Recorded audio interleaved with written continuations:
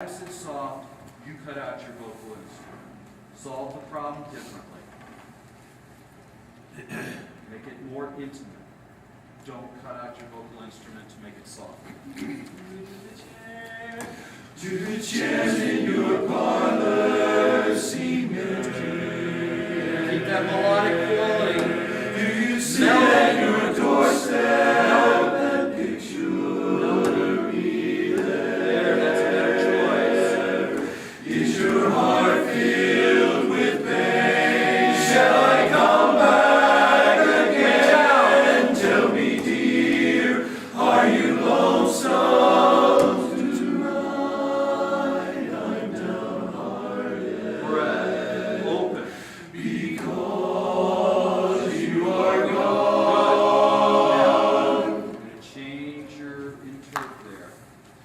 I want you to not have a sense of urgency in that because you are gone. And I'm going to even change the arrangement. I'm going to have the tenor, I'm going to have everybody cut off. Hold on, see. Because you are gone. Let's have everybody sing. Flying. What would happen if we took a breath there and then let's figure out how we get out of that? So tonight, where are you? Tonight, I'm downhearted tonight. Tonight I'm downhearted because you are gone.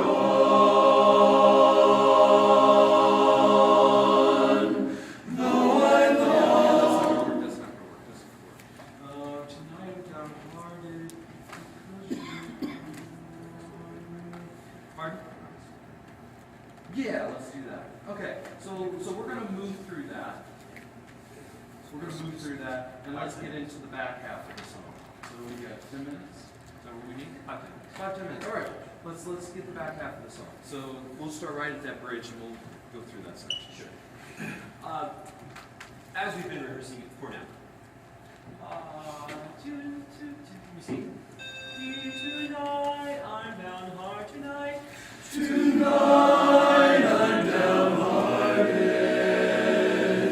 because you are gone. Though I long to forget you, my lovely Susan. Why did we have to part? It's just breaking my heart.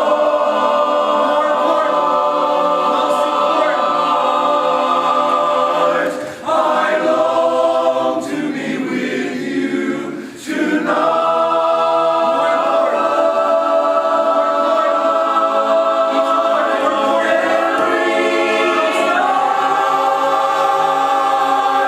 My darling, I'm lonesome tonight. Each one more important.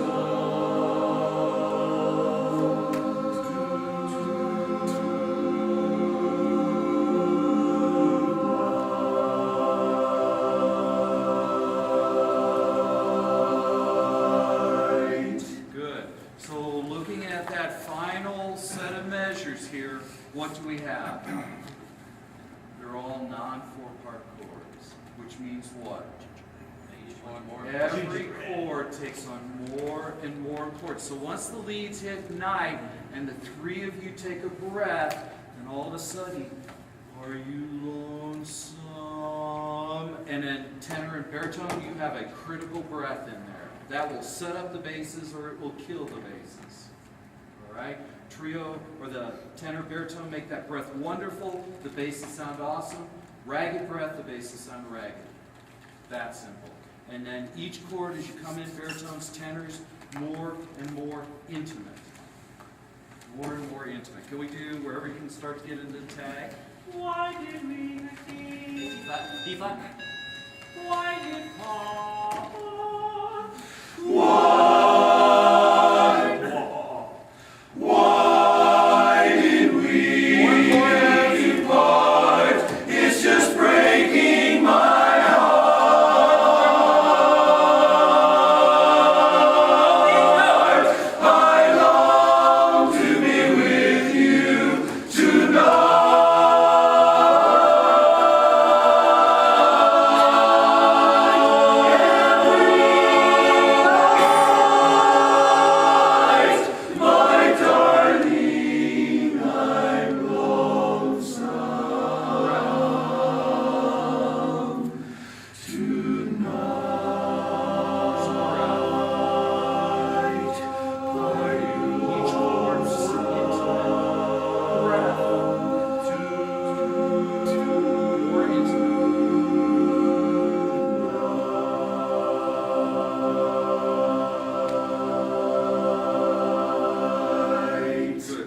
thing and then we'll take a break?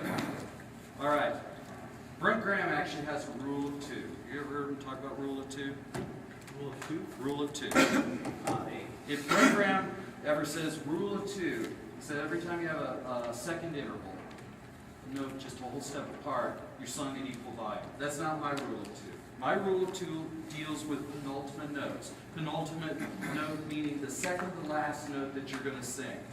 And what you do is you spell the chord from the bottom up. So basses almost always have this note. Tenors almost always have this note. So it's in competition between the leads and the baritones. Who has this note? So anytime you have a penultimate note that you want to grow, so we have, it's just breaking my ha, ah, and then the final chord, art. So we have to identify who has this, who has this. Anybody know? It's a baritone. It's a baritone. So have that note. When you hear that second to last chord click into place, you start crescendoing. So you're breaking my heart. So the moment you hear that second to last chord click into place, you start growing. When you hear the baritone start to grow, you go, cool, I'll do it too. All right? Then you'll execute that final chord, and then I long to be with you to na-a-ite. Then there's a breath, every, by the leads and tenors. So who has the second to bottom note? Still the baritones. Second to bottom note. It's still the baritones. So once you hear the tenors and leads sing re of every, baritones you start crescendoing, everybody else reacts. Let's hear what happens. And I'll go berries. You'll hear them, react to what you hear. Why did we depart? It's just breaking my heart.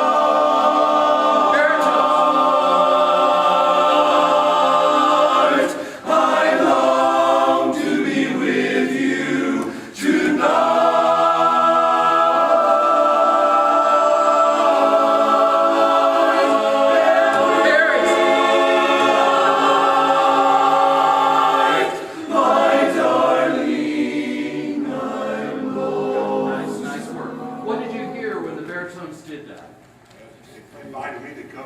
Exactly. So there's growth in that penultimate chord. Barbershoppers make this mistake all the time. How many times have you gone to a show or a contest where the final chord, the director goes, okay, and then they dig and they build, right?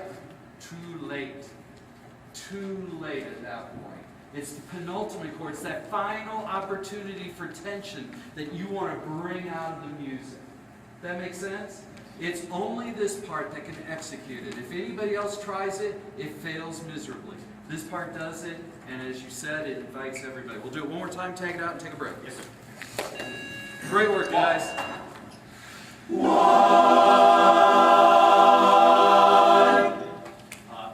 Just tenor bass for 1 second.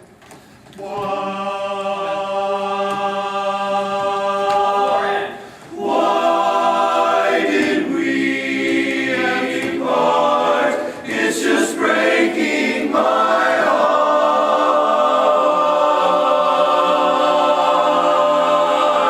I long to be with you tonight.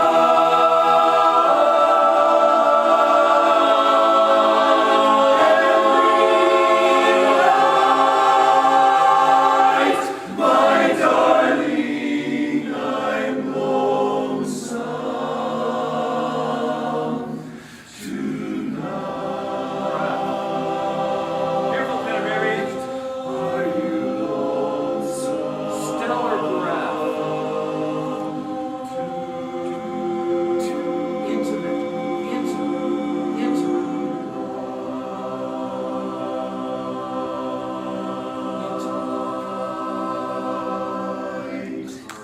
Overtones. All right, Nice work, gentlemen. Nice work. So, one of the things, we'll take a break. I'm sorry I'm talking so much.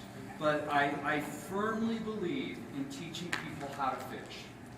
I do not believe in tweaking up arrangements. Except for one thing in this song, I've not touched an actual delivery of a phrase. Have I? Did I tell you, okay, sing this word a little bit this way, and on this do this, and on this do this? I've not done that once. I've given you fundamentals of music that you apply to each and every song. How many songs have notes? And so how would you sing those notes? Melodiously. How many songs in your repertoire have breaths? So you're going almost all of them. So you're going to make the breath the most important part of each and every phrase. How many songs in your repertoire have embellishments? All of them. Each subsequent chord takes on more and more importance. All right. After break, we'll go back to the uptune, and we'll further develop that one as well. Make sense? Yes. Good.